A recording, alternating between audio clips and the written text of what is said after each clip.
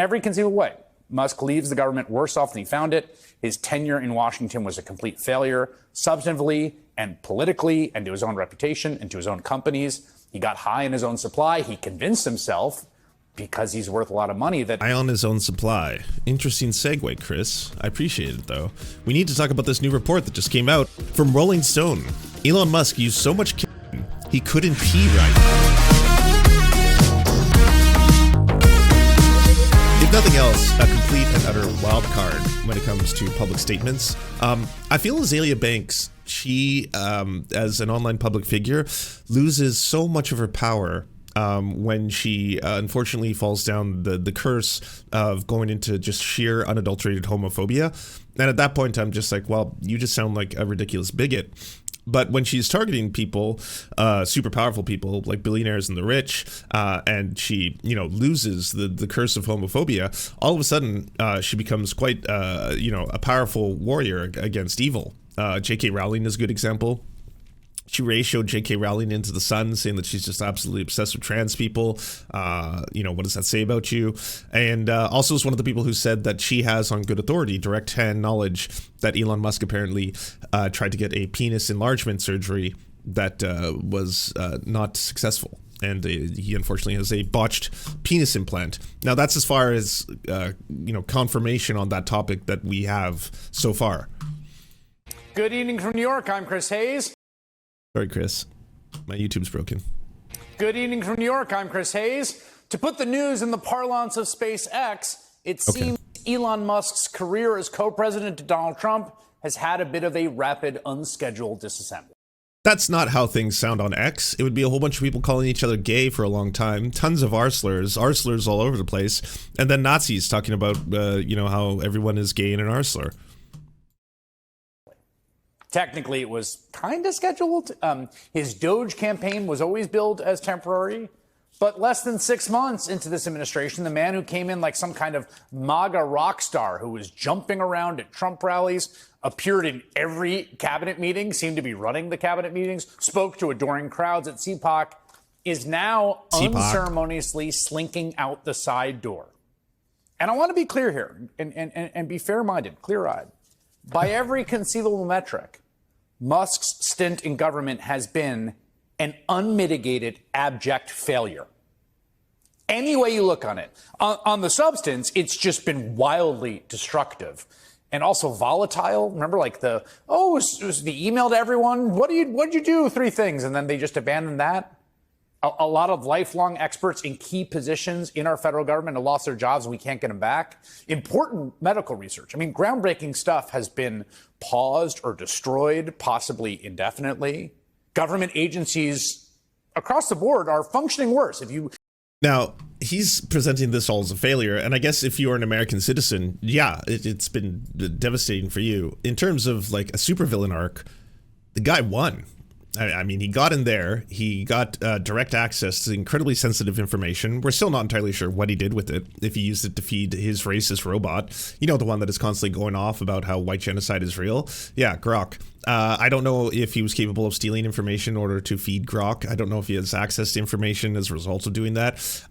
We do know that because of the cuts that he has personally seen to, including over USAID, that now thousands of children are at risk of dying from starvation and HIV infection, which, again, if you are a supervillain and you wanted tons and tons of poor children to die, you can't imagine a better way to have done it. Also, in terms of cost saving, I mean, anything that he was possibly going to tout as a saving, and you can watch some more news video on this. It goes into much greater detail to explain how he didn't actually save Americans any money at all. In fact, a lot of the programs that he's getting or cutting, they're completely, trounced by the increase in the military budget just in and of itself that Trump ended up doing. So no net savings, a whole bunch of calamity, and 0 consequences for his actions. Like, that's why when the Democrats were celebrating this, being like, na,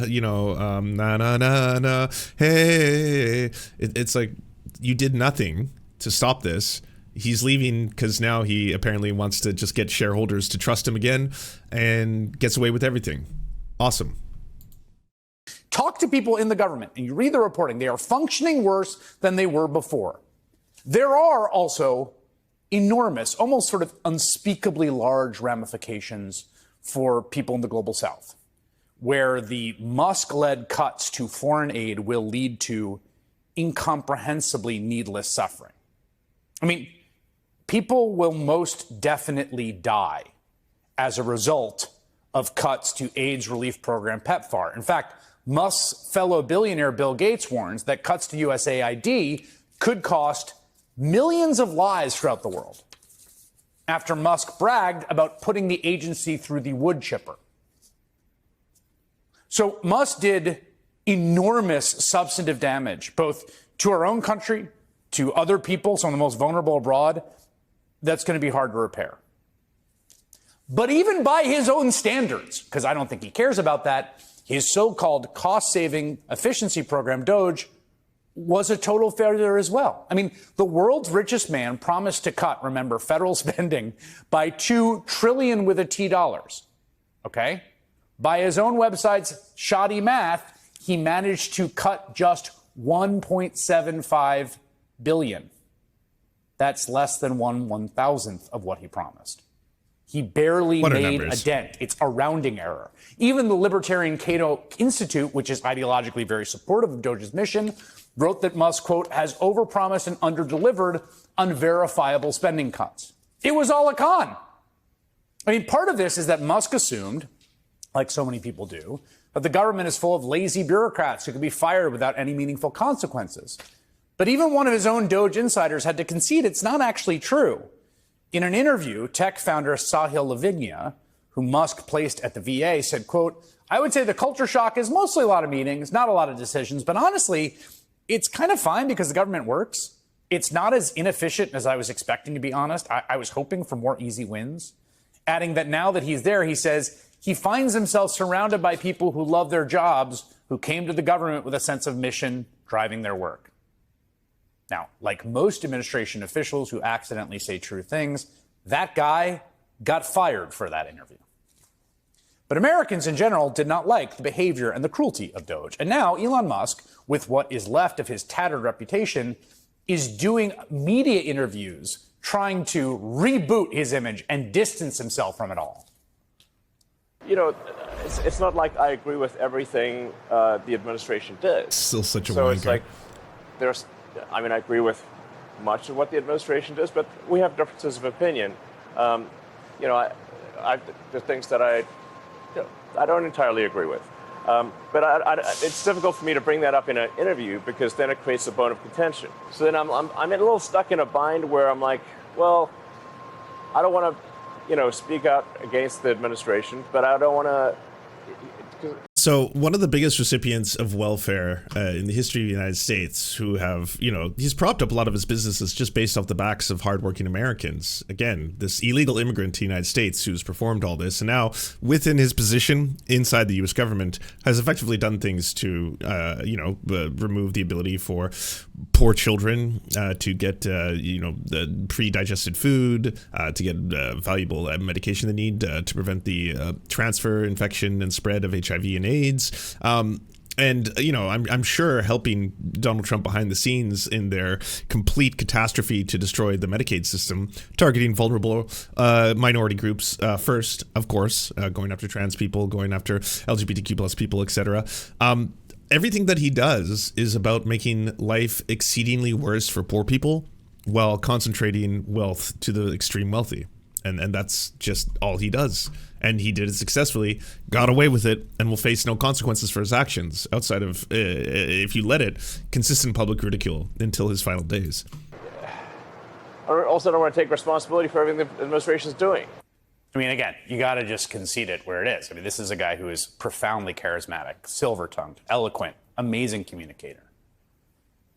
Yes, it is a tough spot to be associated with those toxic Trump policies. Maybe that explains the sudden, massive unpopularity. But this is you, right? Cool.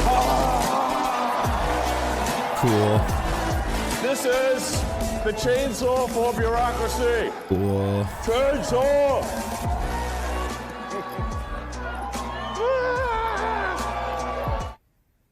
Did you feel that? Elon Musk appears to have a black eye in his final press conference. This confirmed. It's hard these days, you know, what with AI dominating so many aspects of everything we see. It does look like it. Down into your toes, that full body cringe. Well, Musk is now leaving He got punched in the face. He confirmed it. By who? disgrace because lots of people felt that way when they were around him. He said it was X.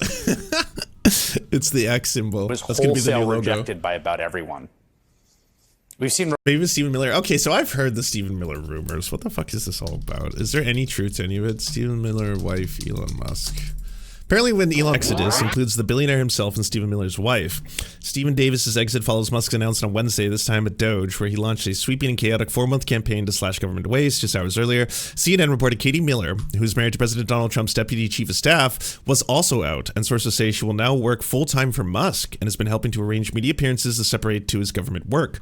A top leader at DOGE, Davis managed daily operations such as hiring and firing and actioning Musk's directives on cost-cutting targets at various agencies, according to the Wall Street Journal. Several other top DOGE officials will reportedly depart, including James Burham and Brad Smith.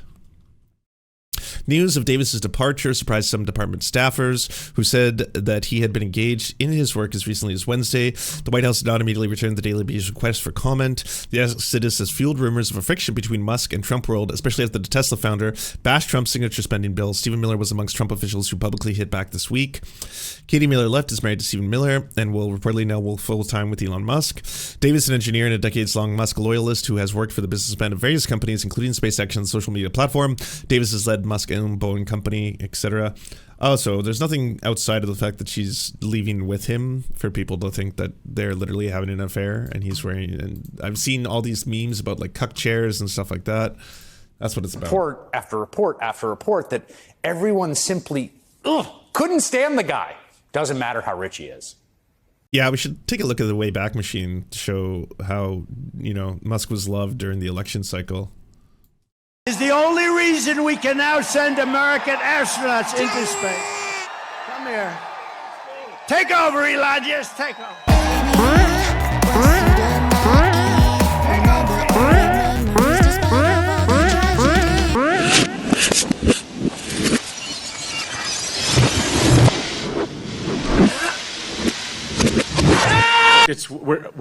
They want to take away your right to vote effectively. You've got 14 states now that don't require voter ID. California. Well, that was a blast from the past.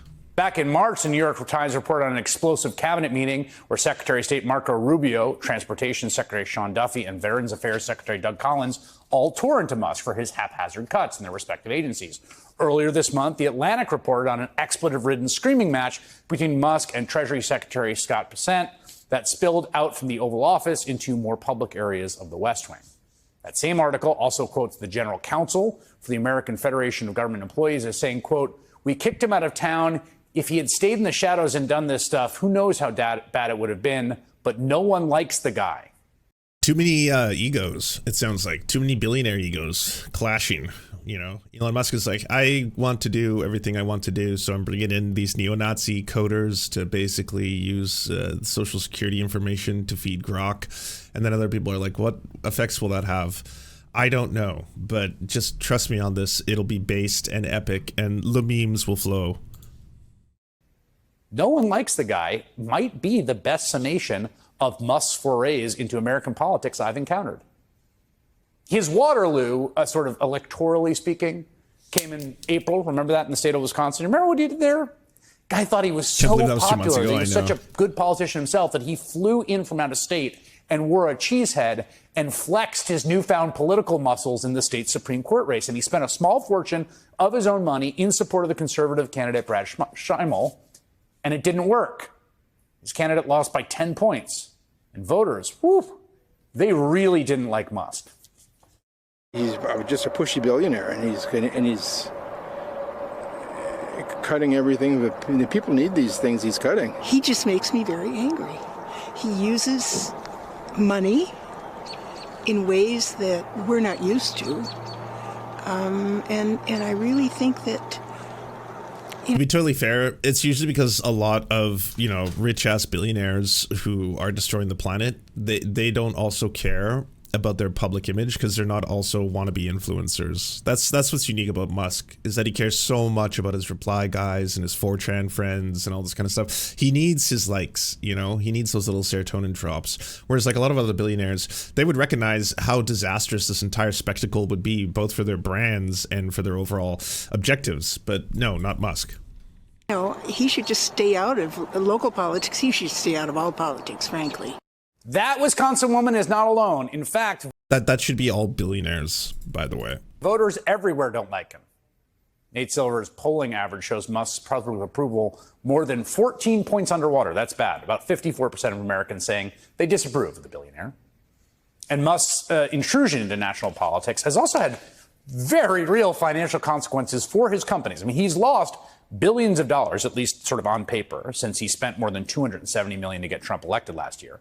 Tesla sales, the sort of crown jewel company of his, are down huge, especially in Europe, where they crashed nearly 50% year over year last month because Musk has absolutely poisoned the brand with his own toxic reputation.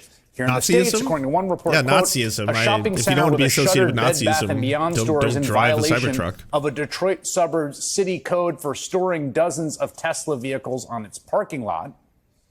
That's because there's so much inventory of these Cybertrucks, they can't get rid of it. I don't think it's a good news for your car manufacturer when your flagship luxury trucks are just sitting unsold in a random parking lot somewhere outside of Detroit, possibly drawing municipal citations. In fact, Tesla shareholders are now saying the company's in crisis, sending a letter to the company demanding, this is pretty funny, Musk return to work full time. Huh, that's an interesting idea for the CEO. Now, thankfully for them, it looks like he's going to have some more time on his hands right now. And so, again, in every conceivable way, Musk leaves the government worse off than he found it. His tenure in Washington was a complete failure, substantively and politically, and to his own reputation and to his own companies. He got high in his own supply. He convinced himself, because he's worth a lot of money, that everyone High on his own supply. Interesting segue, Chris. I appreciate it, though. We need to talk about this new report that just came out from Rolling Stone. Elon Musk used so much ketamine, he couldn't pee right, according to a new report. The New York Times reports that the billionaire experienced some negative effects from frequent drug use while stumping for Trump.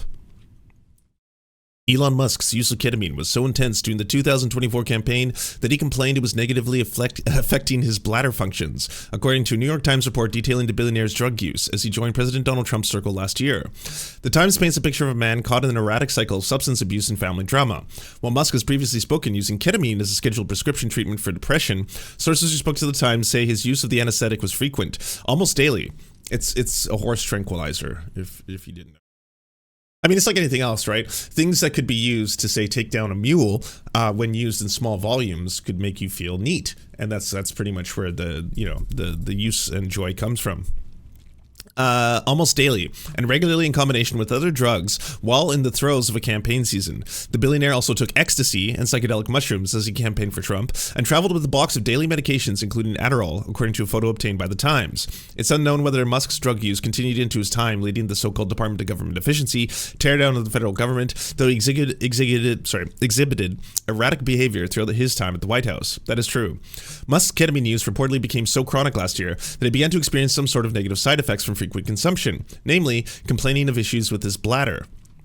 Studies have shown that frequent recreational ketamine use can lead to a condition known as ketamine-induced cystitis, or inflammation of the bladder and urinary tract. A report published by the National Institute of Health states that a common KIC-related problem are urinary pain and discomfort, bladder epithelial barrier damage, reduced bladder storage, and increased pressure, the uterine stenosis, and kidney failure.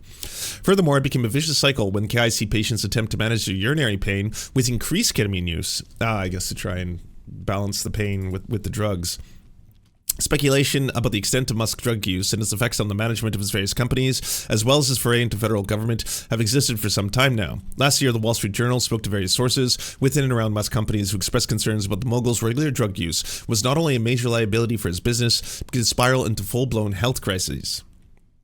In the year and a change since the Journal's report, Musk's personal and corporate life have only become more erratic. The billionaire is caught in multiple high-profile child support, paternity, and custody battles with the various mothers of his ever-growing brood. According to The Times, the musical artist Grimes who is the mother of 3 of Musk's children, privately indicated that she feared for the safety of her son, who is frequently seen in the public eye alongside Musk in what Grimes says is a violation of the custody agreement. Grimes reportedly expressed concern that the 5-year-old's health was being affected by the long travel and irregular sleep schedule. Not to mention, surrounded by very, very high-profile illegal narcotics as he's carrying around like a Hunter S. Thompson suitcase of drugs that need to be used to stabilize his condition at all times, right? Maybe he'll blame the whole thing on drugs. The thing is, though, I know a lot of people who do drugs and are not Nazis. I know people who've done ketamine and didn't become Nazis. I know people who've done cocaine or ecstasy, and they're not Nazis. There's not like a correlation between the use of ketamine and becoming a Nazi. He is a Nazi in spite of his ketamine addiction.